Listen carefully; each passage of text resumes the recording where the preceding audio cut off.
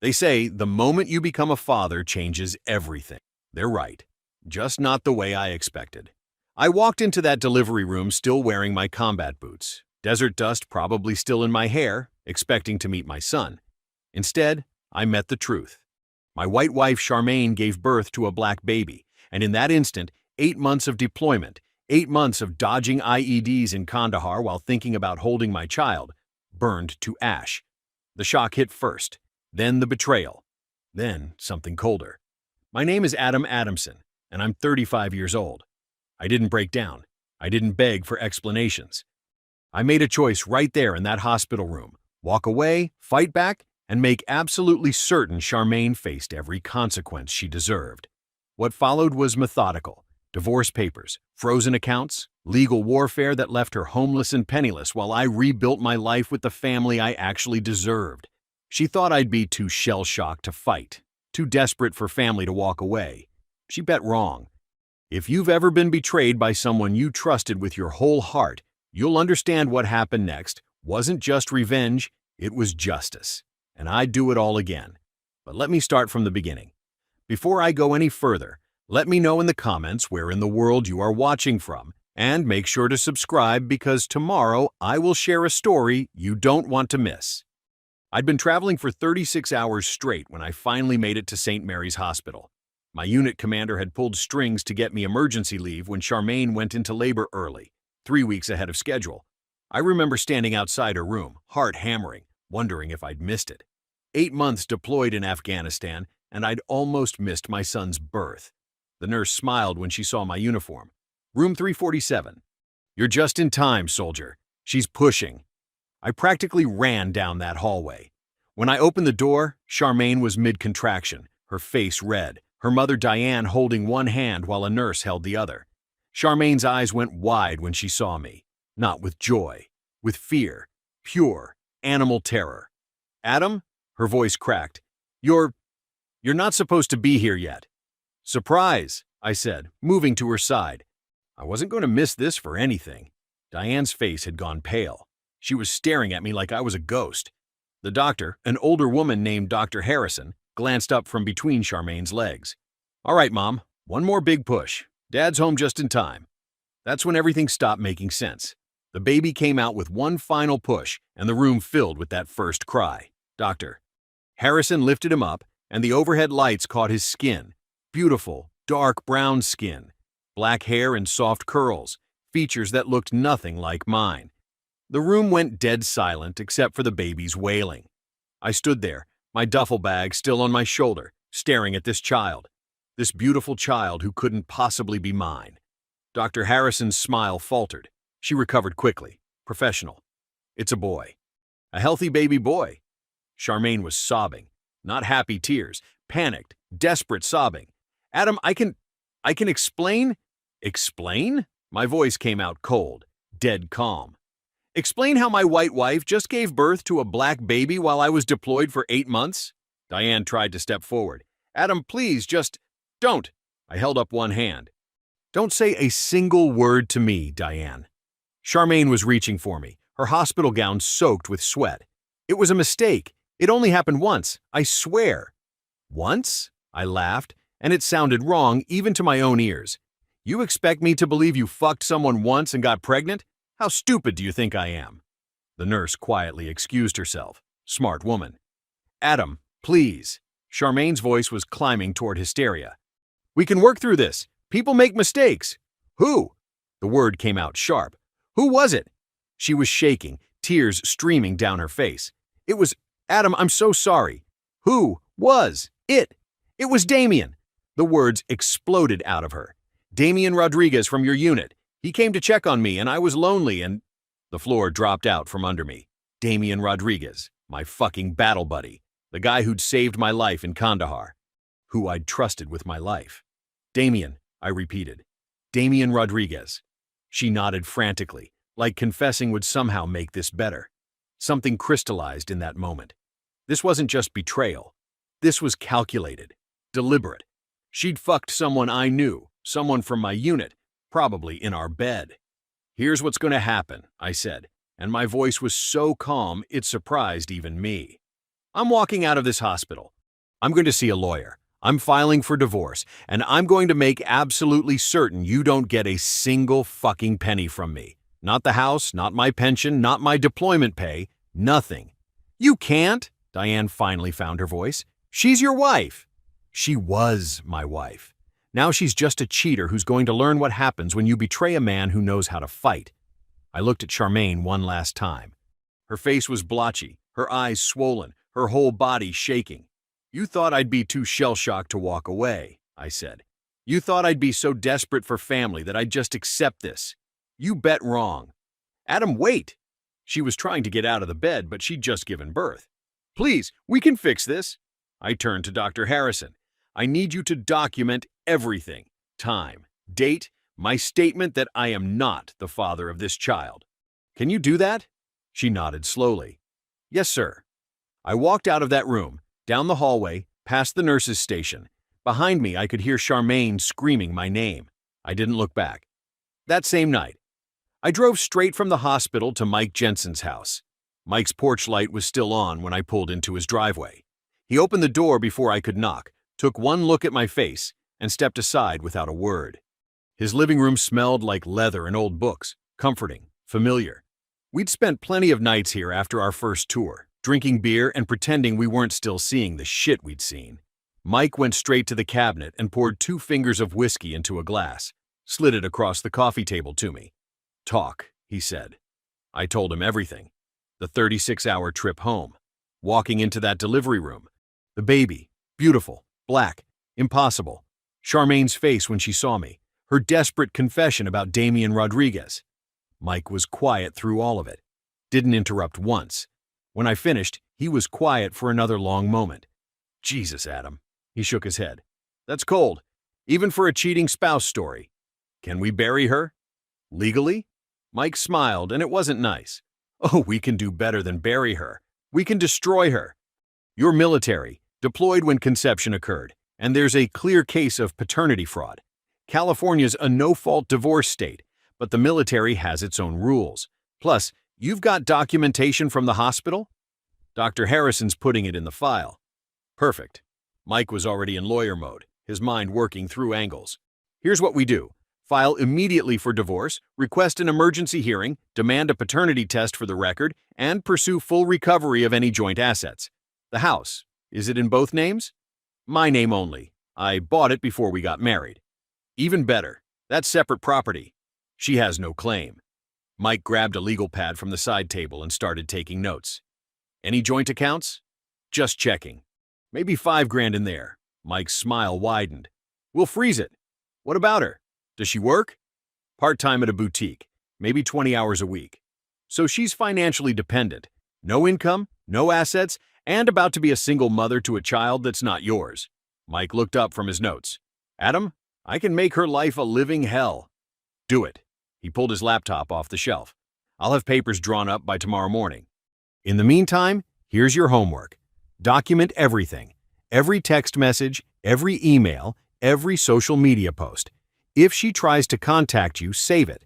If anyone tries to convince you to work it out, document that too. We're building a case that shows a pattern of deception. What about Damian? Mike's expression darkened. Rodriguez? That's trickier. He's still active duty? Last I checked. Then we report him through his chain of command. Adultery is still a crime under the UCMJ. We can bury his career while we're at it. I felt something loosen in my chest. A plan, direction, purpose.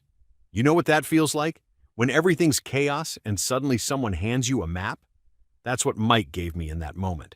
One more thing, Mike said, and his voice went serious. You need to prepare yourself. She's going to try everything. Tears, threats, bargaining. She'll get her family involved. She might even threaten to hurt herself. You need to be granted. No contact unless it's through lawyers. Can you do that? I thought about that delivery room, about Charmaine's face when the baby came out, about 8 months of her knowing that she'd betrayed me while I was dodging IEDs in Kandahar, about Damian, my battle buddy, the guy who'd saved my life, fucking my wife in my bed. After what I just saw, I finished my whiskey. Yeah, I can do that. Mike nodded. Good, because this is going to get ugly before it gets better. But when it's done, she won't have a damn thing. And you'll be free. When do we start? Right now. Mike opened his laptop. I'm drafting the petition tonight. We'll have it filed first thing Monday morning. Process server will deliver it while she's still in the hospital. She'll lose her mind. Good. Let her. 2 days later. The divorce papers hit Charmaine's hospital room at 8 a.m. on the morning of her discharge. The process server showed up at 8 a.m. sharp. Mike had scheduled it perfectly, right during morning rounds when the maternity ward was busiest. Charmaine was sitting up in bed, probably getting ready for discharge, when the guy handed her the papers. My phone started ringing 10 minutes later. I let it go to voicemail. It rang again, and again, and again. By the end of that day, Charmaine had called me 63 times. I didn't answer once. Instead, I spent those hours dismantling our life piece by piece. First stop, the house. I called a locksmith. Guy named Tom Brennan, ran his own shop, could be there in an hour. Need all the locks changed, I told him. Front door, back door, garage, everything. No problem. Domestic situation? Something like that. He didn't ask questions. Had the job done by noon. Next, the bank. I walked into our credit union and closed the joint checking account. The teller, a middle-aged woman named Patricia Voss, looked uncomfortable when I asked to withdraw the full balance and open a new account in my name only. Sir, both account holders usually need to be present for... I slid my military ID and the divorce petition across the counter. She committed paternity fraud while I was deployed. I need this done today. Patricia read the first page of the petition. Her expression shifted from uncomfortable to sympathetic. I'll get my manager. 20 minutes later, I walked out with a cashier's check for the full balance, $4,847, and a new account that only had my name on it. Credit cards were next. American Express, Visa, the store card from Macy's. I need to remove an authorized user, I told each customer service rep. Yes, immediately. No, she doesn't need to be notified. I'm the primary account holder. Utility companies were easier. Just transferring everything to my name, I said, removing the secondary name from the account. Electric, gas, water, internet, trash, all of it. By the time the sun went down, Charmaine's name wasn't attached to a single thing in my life. Diane called me that night at 9 p.m. I'd been expecting it. She has a newborn baby, Adam. Diane was screaming so loud I had to hold the phone away from my ear. You can't just throw her out on the street. Watch me. I hung up. The phone rang again. I blocked the number. Midnight. I was half asleep when the pounding started. Bang, bang, bang! Adam! Charmaine's voice, shrill and desperate. Adam, open the door! I grabbed my phone and dialed 911. I need police at 4782 Oakwood Drive. My ex-wife is violating a restraining order and disturbing the peace. The operator's voice was calm.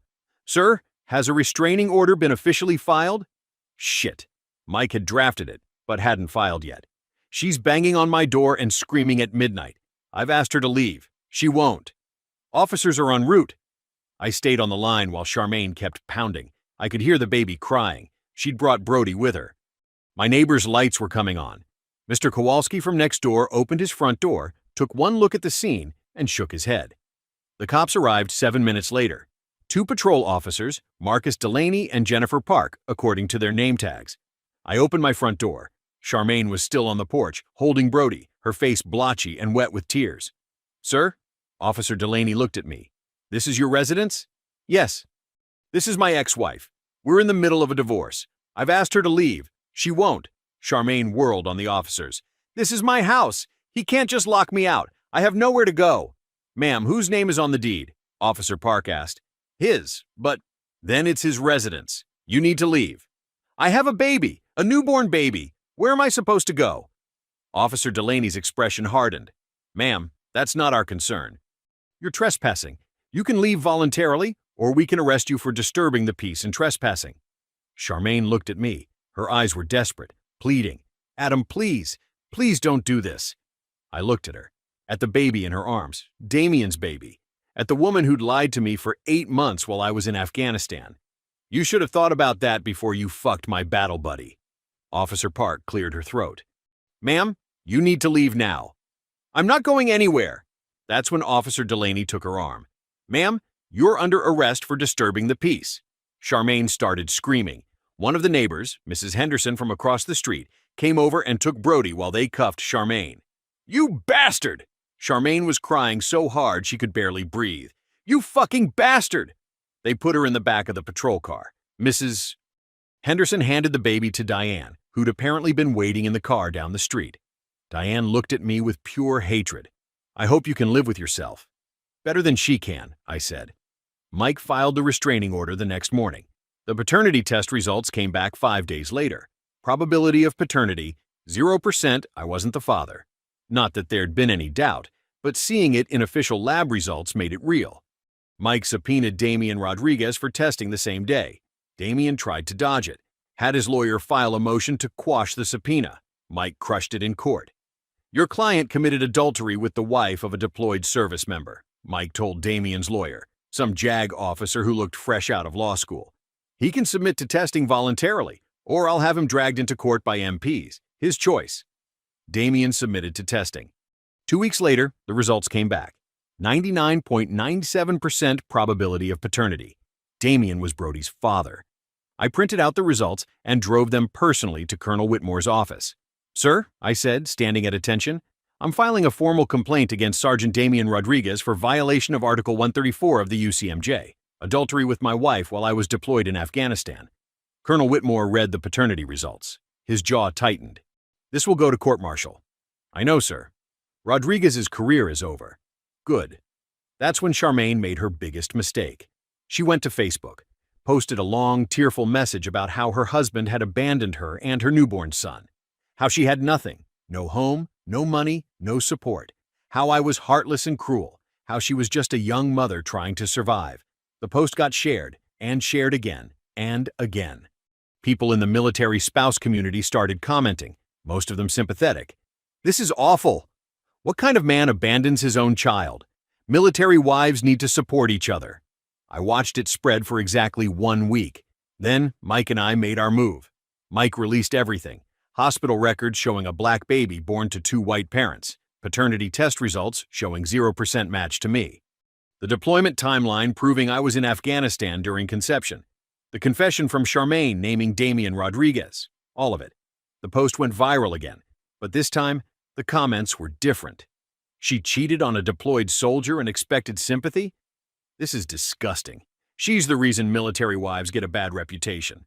She deserves everything she's getting. The backlash was immediate and brutal. 6 weeks after that delivery room, I stood in family court wearing my dress uniform. Mike thought it would help, remind the judge I was a soldier, serving my country while my wife was screwing around. Charmaine sat at the opposite table with her lawyer. She looked like hell. Her hair was pulled back in a greasy ponytail, unwashed for days probably. The clothes she wore hung off her frame. She'd lost weight, too much weight. Dark circles under her eyes, the hollow stare of someone who wasn't sleeping. I felt nothing looking at her. Her attorney was a kid named Jeffrey Parker. Couldn't have been more than a year out of law school. Probably the only lawyer she could afford on whatever Diane was giving her. Judge Clarkson entered, a stern woman in her 60s with silver hair pulled back tight. She looked at everyone over her glasses like a disappointed teacher. "Let's begin," she said. Jeffrey stood up, tugging at his collar. "Your Honor, my client understands that the paternity issue is complicated, but she was married to Mr. Adamson during the pregnancy and birth. Under California law, there's a presumption—" "Counselor." Judge Clarkson's voice could cut glass. "Are you seriously asking this court to reward paternity fraud?" Jeffrey's face went red. "Your Honor, my client made a mistake." "A mistake?" Judge Clarkson leaned forward. "Mr. Parker, a mistake is forgetting to file paperwork on time. A mistake is a clerical error. What your client did was deliberate deception against a deployed service member. Do you understand the difference?" "Yes, Your Honor, but Mr. Adamson was serving in Afghanistan during the period of conception, correct?" "Yes, Your Honor." "And the paternity test definitively proves he is not the biological father?" Jeffrey looked at his notes like they might save him. "Yes, Your Honor." "And your client was aware of these facts when she allowed Mr. Adamson to believe he was the father?" Silence. "Mr. Parker, I asked you a question." "Yes," Jeffrey said quietly. "She was aware." Judge Clarkson sat back. "Then what exactly are we arguing about here?" Jeffrey wilted. You could see him realize he had nothing. No case, no angle, no hope. "Your Honor, my client is a new mother with no income and no support. The child needs—" "The child," Judge Clarkson interrupted. is not Mr. Adamson's responsibility. The biological father has been identified through paternity testing, a Sergeant Damian Rodriguez, currently facing court-martial for adultery. If your client needs child support, she can pursue it through him. Mike stood up. Your Honor, if I may, my client has provided overwhelming evidence. Hospital records, paternity results, deployment documentation proving he was overseas during conception. Mrs. Adamson's own confession naming Sergeant Rodriguez as the father. This is as clear-cut as these cases get. I agree, Judge Clarkson said. She pulled out her reading glasses and looked at the file. Here's my ruling. Divorce granted. Mr. Adamson retains sole ownership of the marital home, purchased prior to marriage, which makes it separate property under California law. Mrs. Adamson has no claim. Charmaine made a sound, half gasp, half sob. Joint bank accounts will be divided according to contribution, the judge continued. Bank records show Mr. Adamson contributed 90% of the deposits. He's entitled to 90% of the balance. That leaves Mrs. Adamson with approximately $500. Your Honor, Jeffrey tried. I'm not finished. No alimony, no spousal support. Mr. Adamson has no financial obligation to the child, as he is not the biological father. This is paternity fraud, plain and simple, and this court will not reward it. Charmaine was crying now, full-on sobbing, her shoulders shaking. I felt nothing.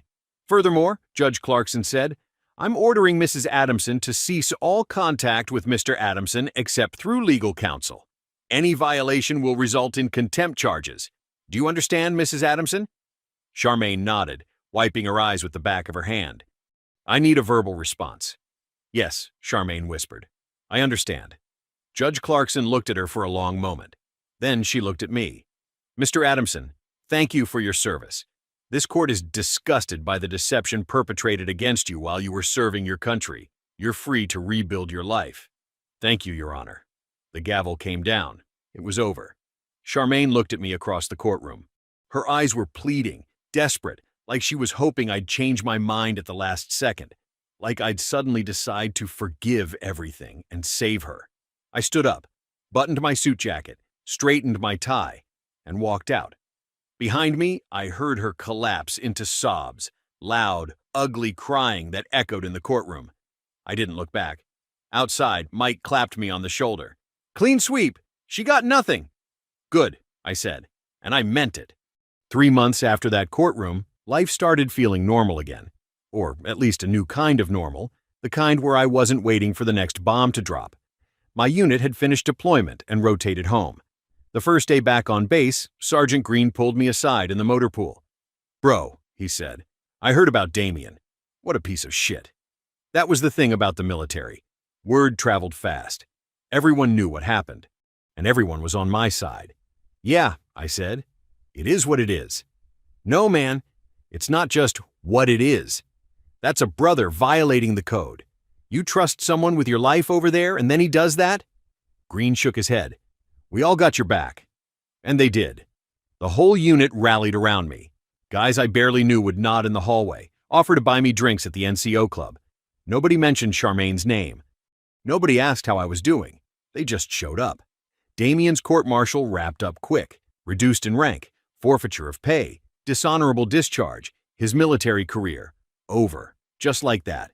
They also ordered him to pay child support to Charmaine, which was rich considering Damian was now unemployed and blacklisted in every veteran community from here to the East Coast. Good luck collecting that money. Mike's investigator, yeah, I'd hired one, kept me updated on Charmaine. She'd moved in with Diane. The boutique had fired her after the Facebook thing went nuclear. Couldn't find work anywhere else. Diane was supporting both of them, plus baby Brody on a teacher's salary. They were struggling. Good. I know that sounds cold. Maybe it is. But you don't get to destroy someone's life and expect them to feel sorry for you when yours falls apart. That's not cruelty. That's justice. I sold the house. Too many memories in those rooms. Too many nights lying awake wondering why I wasn't enough. Too many mornings packing for deployment while she smiled and promised to wait. I didn't need the space anyway. Bought a small condo closer to base. 2 bedrooms, modern kitchen, big windows, a place that was mine. Clean slate. That's when I met Ellie. There was a community barbecue on base, one of those things the family readiness group organized to welcome everyone home. I almost didn't go. Wasn't really in the mood for small talk and potato salad, but I went. And there she was. Blonde hair pulled back in a ponytail, warm smile, laugh lines around her eyes that told you she knew how to find joy even when life got hard. She was helping set up the dessert table, talking to a little girl, her daughter, I'd learn later. We got in line for burgers at the same time. "You just get back?" she asked. "Yeah, couple months ago." "Welcome home," she smiled. "I'm Ellie. I teach at the elementary school here." "Adam." We started talking, and something just clicked. You know that feeling when conversation flows easy, when you're not working to fill silence or impress anyone? That. I found out she'd been divorced 3 years. Abusive ex-husband she'd finally escaped. 7-year-old daughter named Jasmine. She'd rebuilt her whole life from nothing and came out stronger. By the time the barbecue ended, I had her number. We went on our first date that weekend. Second date 3 days later. By the third date, I told her everything. The whole story. The delivery room. The divorce. Damien. All of it. She listened without interrupting. When I finished, she reached across the table and squeezed my hand. "So, you're the guy," she said. "The guy? Everyone on base has heard about what happened to you. You're kind of famous." I grimaced. "Not the kind of famous I wanted." "No, it's good famous," she said. "Everyone's on your side.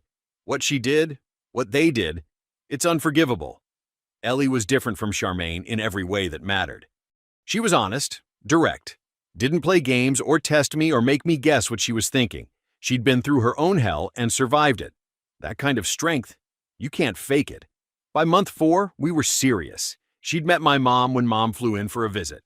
I'd met Jasmine officially. Sweet kid, smart, loved reading. She called me Mr. Adam and showed me her favorite books. By month 6, Ellie and Jasmine moved into my condo. Life was good. Better than good. Ellie would wake up early and make coffee. Jasmine would drag her backpack to the kitchen table and work on homework.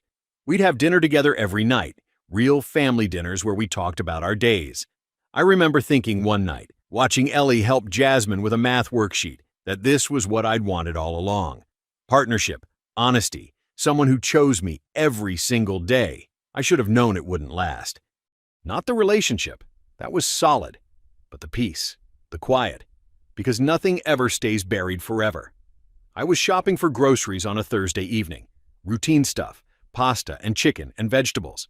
Ellie had requested ingredients for this casserole recipe Jasmine loved. Normal, peaceful, domestic. Then I turned into the cereal aisle and saw Diane. She was pushing a cart piled high with formula and diapers. Off-brand everything, the cheap stuff you buy when money's tight. She looked older than I remembered, more gray in her hair, deeper lines carved around her mouth and eyes. She saw me and froze. For a second, we just stared at each other. Two people who used to be family, used to share holidays and birthdays and Sunday dinners. "Adam?" she said finally. "Diane." Silence stretched between us. I should have kept walking. Should have grabbed my cereal and moved on.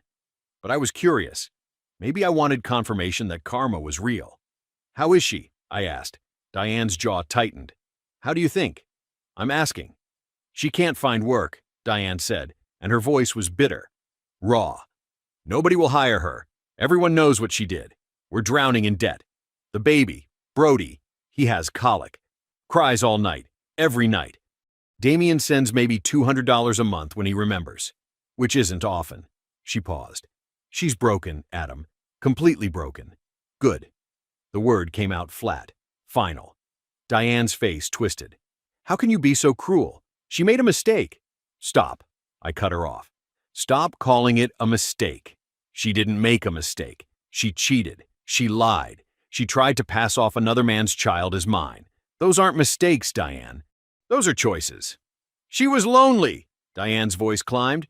"You were gone for months. I was serving my country." My anger was rising now, cold and controlled. She knew what she was signing up for when she married a soldier. And you know what? Plenty of military spouses don't cheat. Plenty of them stay faithful. So don't give me that lonely bullshit. "She's got nothing, Adam." Diane's eyes were wet. "Nothing. And you've moved on. You're with someone new. You're happy. Meanwhile, my daughter is suffering." "Your daughter is suffering the consequences of her own actions," I said. "That's not my problem." "Please." She stepped closer. "I'm not asking you to take her back. I'm not asking for anything like that. I'm just asking you to help with the baby. Just a little.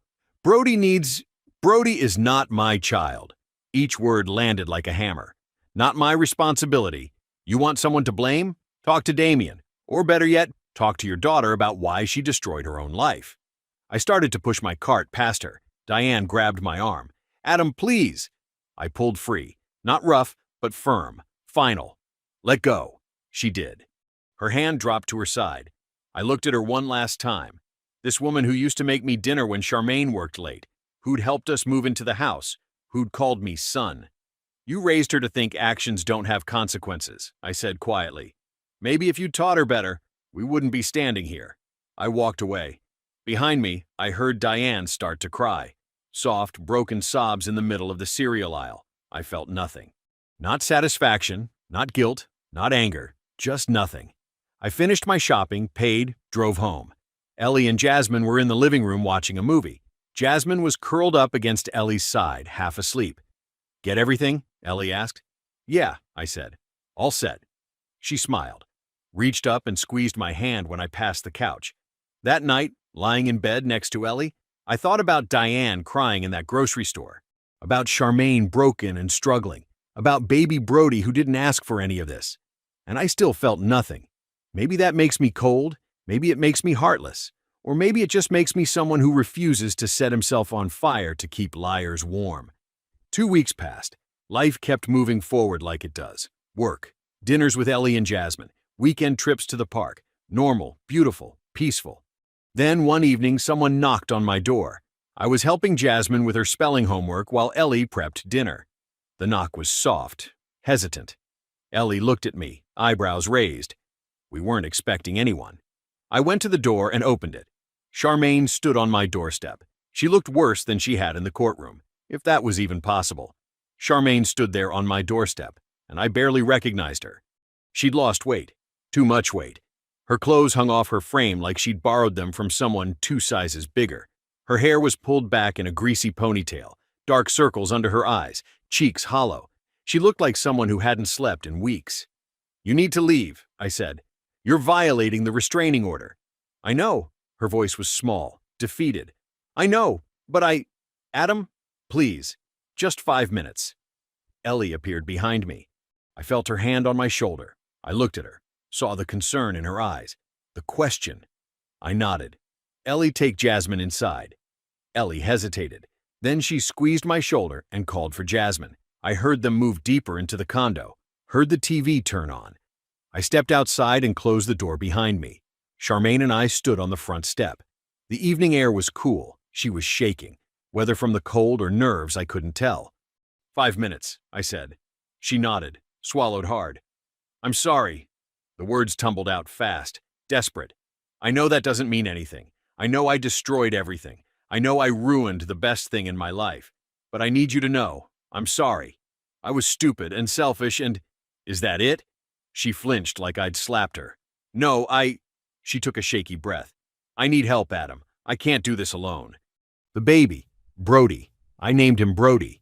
He needs things. Formula, diapers, doctor visits. Damien barely sends anything. Maybe $200 a month if I'm lucky. Mom's doing her best, but we're drowning. I can't find work because everyone knows what I did. We're about to get evicted. Again, I said, and my voice was flat. Not my problem. I know, her voice broke. Tears were streaming down her face now. I know it's not your problem. But please, I'm not asking for me. I'm asking for Brody. He didn't ask for any of this. I looked at her. Really looked at her. This woman used to be my wife, used to sleep next to me, used to laugh at my jokes and kiss me goodbye when I left for PT. Now she was a stranger who'd betrayed me in the worst way possible. You're right, I said quietly. Brody didn't ask for this. But neither did I. Adam, you made choices, Charmaine. You chose to cheat. You chose to get pregnant. You chose to lie to me for 8 months while I was getting shot at in Afghanistan. Now you get to live with those choices. So that's it? Her voice was climbing toward hysteria. You're just going to let us suffer? Let a baby suffer? No. I stepped closer. She actually backed up. I'm going to let you suffer. Brody's suffering? That's on you, not me. Every missed meal, Every unpaid bill, every moment of struggle, that's because of what you did, not because of what I'm doing. You did this." She was sobbing now, big, ugly sobs that shook her whole body. "I hate you," she said. "Good," I said. "We're even." I went inside and closed the door, locked it behind me. Through the window, I watched her stand there for a moment. Then she stumbled to the car parked at the curb, Diane's old sedan, the one with the dent in the passenger door. She sat in the driver's seat and cried, just sat there, hands on the steering wheel, crying like her world was ending. I watched for maybe 5 minutes. Then she wiped her face, started the engine, and drove away. Ellie came up behind me, wrapped her arms around my waist. "You okay?" she asked. "Yeah," I said. And I was. Life moved forward. It always does. Ellie and I got engaged 2 months later. Small proposal, just the 3 of us on the beach. Jasmine jumped up and down and hugged us both until we couldn't breathe. I got promoted at work, started making plans for the wedding, started looking at bigger houses with yards. Everything was good, really, genuinely good. 8 months after the divorce was finalized, my phone rang. Mike. I answered. "Hey, what's up?" "You're going to want to sit down for this," he said. My stomach dropped. "What happened?" "Charmaine tried to file for emergency spousal support, claimed she's homeless and destitute. Judge Clarkson denied it, cited the original ruling about the paternity fraud. But here's the thing, Adam." He paused. "She went to the local news." "What?" "She did an interview. Showed up with the baby, told them she's a single mother abandoned by her military husband, that the system failed her. She's trying to make herself look like the victim." I felt rage surge through me, cold, controlled. "Are you kidding me?" "It gets worse. The news station is running the story tonight. They're framing it as military spouse left destitute. They don't have all the facts yet, but send them everything," I said. "Hospital records, paternity tests, the divorce ruling, all of it." "Already on it," Mike said. "But Adam, this is going to get messy. Are you ready for that?" I thought about Ellie, about Jasmine, about the life we were building. "Yeah," I said. "I'm ready." The news segment aired that night. I sat on the couch with Ellie, watching our local station, Channel 7 News. The anchor, a polished woman in her 40s, introduced the story with concern in her voice. "Tonight, we have an exclusive interview with a local military spouse who says she's been abandoned by the system. Anjali Hansen has the story." The screen cut to Charmaine. She was sitting in Diane's living room. I recognized the old floral couch, the dated wallpaper. Brody was in her arms, wrapped in a blue blanket. She looked frail, sympathetic. "Broken. He just walked away," Charmaine said, her voice trembling. "I gave birth, and he looked at our son and just left. I don't understand how someone can do that." Anjali Hansen, a young reporter with perfect makeup and practiced empathy, leaned forward. "And you're struggling to provide for your baby?" "I can't feed him," Charmaine said. Tears rolled down her cheeks. "I can't afford formula. We're being evicted. I've applied for assistance, but it's not enough.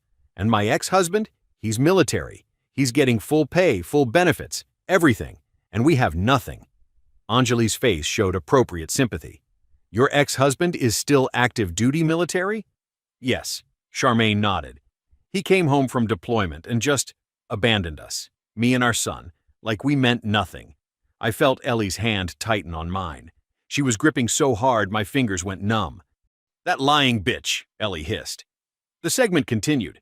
Charmaine talked about sleepless nights, about choosing between diapers and food, about how the system failed single mothers. Anjali ate it up, asked softball questions, never challenged a single claim. When it ended, the anchor came back on screen. A heartbreaking story. If you'd like to help Charmaine and her son, donation information is available on our website. I stared at the screen. Ellie turned to me. "Adam, I'm calling Mike," I said. By morning, Mike had sent the station everything. Hospital records showing the baby's skin color at birth. Paternity test results showing 0% probability I was the father. The divorce ruling with Judge Clarkson's scathing language about paternity fraud. Documentation of Damian Rodriguez's court-martial. Screenshots of Charmaine's original Facebook posts trying to play victim before the truth came out. All of it. By noon, the station issued a retraction. "We apologize for last night's segment. We have since received documentation showing the situation is more complex than initially presented. We are reviewing the facts and will provide an update." By evening, they aired the correction. Angeli Hansen sat at the news desk. Her expression was mortified, professional, but mortified. Last night, we aired a story about a local military spouse claiming abandonment. We have since learned that our initial reporting was incomplete and, frankly, misleading. We apologize? The screen filled with documentation, redacted medical records, paternity test results, excerpts from the divorce ruling. This is not a case of an abandoned military spouse, Angeli continued. This is a case of paternity fraud and infidelity committed during a military deployment. The individual we interviewed misrepresented the facts. Her ex-husband, who served 8 months in Afghanistan, returned to discover his wife had engaged in an affair and given birth to another man's child. He is not the biological father and has no legal obligation to provide support. She paused, looked straight at the camera. We apologize to the service member in question and to our viewers. We failed to verify the facts before airing this story. I watched in silence. The damage to Charmaine was immediate. The original segment had been shared maybe a few hundred times on Facebook, local military spouse groups, community pages. But the correction? That spread like wildfire. Thousands of shares, tens of thousands. The comments were brutal. She cheated on a deployed soldier and expected sympathy? This is disgusting. She's the reason military wives get a bad reputation. She deserves everything she's getting. Within 24 hours, death threats started appearing on Diane's Facebook page. People threatened to find Charmaine, to hurt her, to make her pay. Someone recognized Charmaine at the grocery store and confronted her in the produce aisle, screaming about stolen valor and disrespecting the troops. Someone spray-painted cheater across Diane's sedan in bright red letters. I heard all this from Mike's investigator. I didn't go looking for it, but it found me anyway. 3 days after the corrected segment aired, I was sitting at my desk when Mike called. "She wants to meet," he said. "Who?" "Charmaine. She reached out through my office. Wants one final conversation. No lawyers, no recordings, just the two of you." I leaned back in my chair. "Why?" "She didn't say. But Adam, this is a trap. She's desperate. Who knows what she's planning?" I thought about it. "Set it up," I said. "Somewhere public. I'll be fine." "Adam, I'm curious, Mike. I want to hear what she has to say." Mike sighed. "Coffee shop near the base. Tomorrow at 2. I'll text you the address." "Thanks." I hung up and stared at my computer screen. One more conversation. What could possibly go wrong? The coffee shop was quiet for a Tuesday afternoon. Just a handful of people scattered at tables, most of them staring at laptops or phones. Charmaine was already there when I walked in. She sat in a corner booth, baby Brody asleep in a carrier beside her. She looked up when the door chimed. Her eyes found mine. I walked over and slid into the booth across from her. "Thanks for coming," she said. "You have 10 minutes." She nodded, took a breath. "I'm not here to apologize again. I know you don't want to hear it." "Then why am I here?" "I need you to make a statement." I stared at her. "A statement?" "To the news, to social media. Just something saying that I'm not a monster. That what I did was wrong. But I don't deserve death threats. That Brody doesn't deserve to suffer because of what I did. You want me to defend you? I'm not asking you to take me back. I'm not asking for money." Her voice cracked slightly. "I'm just asking you to help stop the hate. Please, Adam. People are threatening to hurt my baby." I looked at her. Really looked at her. She wasn't manipulating. She was terrified. My eyes drifted to Brody, sleeping peacefully in his carrier. Tiny fists curled against his chest, completely innocent. "Fine," I said. "I'll make a statement. But you're going to do something for me first. Anything. You're going to publicly admit what you did. No excuses, no, I was lonely, no blaming deployment. You're going to own it, every bit of it. And then you're going to apologize. Not to me. To every military spouse who you just made look bad with your bullshit news interview." Her face crumpled. "Adam, that's the deal. Take it or leave it." She sat there for a long time, silent. I watched emotions play across her face. Shame, fear, desperation. Finally, she nodded. "Okay."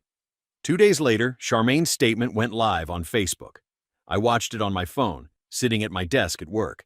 She sat in Diane's living room, Brody on her lap, and she told the truth. All of it. I cheated on my husband while he was deployed.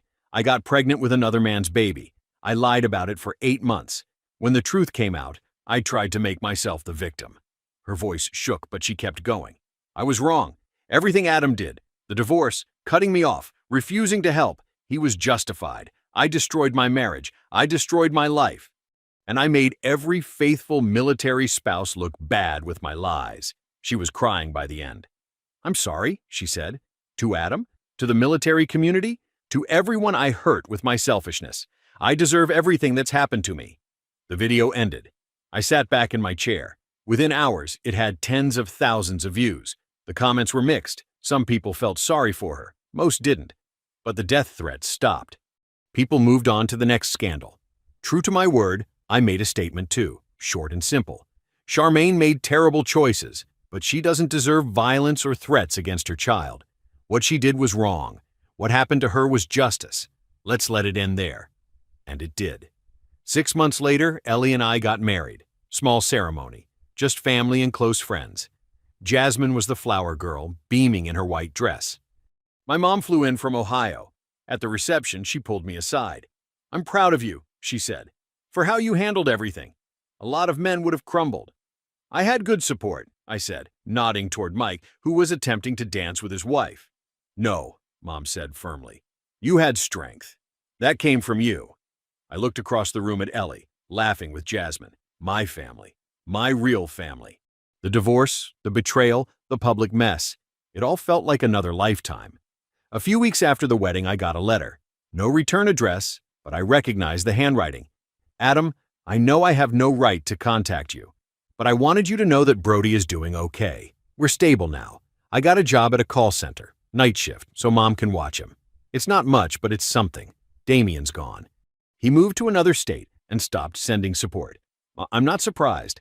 I don't expect forgiveness. I don't even want a response. I just wanted you to know that I'm trying to do better. For Brody, I hope you're happy. You deserve to be. S. I read it twice, then fed it through the shredder in my office. Ellie found me there a minute later. What was that? Nothing important, I said, and pulled her into a kiss. Some chapters close themselves. Others, you have to close deliberately. Either way, they're closed. 4 months into our marriage, Ellie got pregnant. She took the test on a Tuesday morning before work, then called me, crying happy tears. We're having a baby, a real baby, our baby. That night, we told Jasmine. She bounced around the living room, already planning names. 9 months later, Sarah was born, red-faced, screaming, absolutely perfect. I held her in the delivery room. This time, there were no surprises, no betrayals, just pure joy. You okay?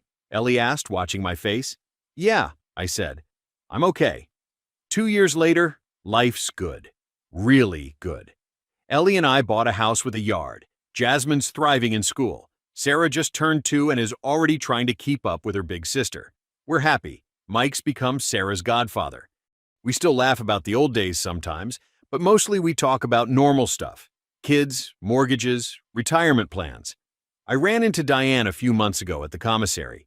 She looked better, less worn down. We nodded at each other but didn't speak. Some bridges are better left burned. I heard through the grapevine that Charmaine eventually moved away, took Brody and started fresh somewhere in Nevada. I hope she's doing okay, not for her sake, but for his. That kid deserves better than the mess his mother made. As for Damien, last I heard he's working construction and living in a trailer park. No military benefits, no career, no future. He reached out once, a drunken Facebook message apologizing and asking if we could let bygones be bygones. I blocked him without responding. Some people think I was too harsh, that I should have been more forgiving, more understanding, that everyone deserves a second chance. But here's the thing. Actions have consequences. Charmaine made her choices. She chose to cheat. She chose to lie. She chose to try to trap me with another man's baby. She didn't deserve forgiveness. She deserved exactly what she got. Nothing. And me? I got everything. A woman who loves me, who's honest, who chooses me every single day. 2 beautiful daughters. A home filled with laughter. Peace. That's not revenge. That's justice. I'm not sorry for walking away from that delivery room. I'm not sorry for crushing her in court. I'm not sorry for refusing to help her when she came crawling back. And I'm sure as hell not sorry for building a better life without her. Because at the end of the day, she had a choice. Be faithful or face the consequences. She chose. And so did I. And I chose me. I believe stories such as this find us for a reason. If this one touches you, please subscribe. I share a new one every day. In the meantime, there are 2 stories on the screen that are even better.